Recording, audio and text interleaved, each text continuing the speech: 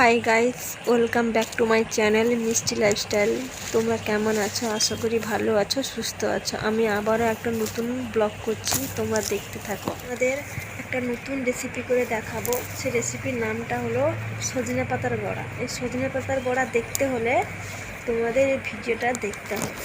প্রথমে এই যে পাতাগুলো আমি তুলে নিচ্ছি, এটা নরম নরম পাতাগুলো তুলতে হবে। দেখেছো? যতটুকু পরিমাণ ততটুকু তুলবে, এতটা দিলে হয়ে যাবে।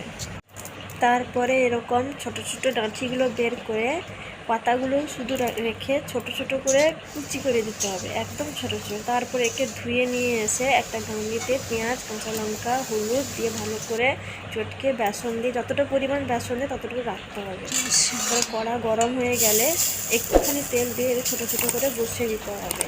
হালকা আঁচে এগুলো ভাজতে হবে, নাহলে তেতো হয়ে যাবে। দেখেছো? এরকম ভেজে খুব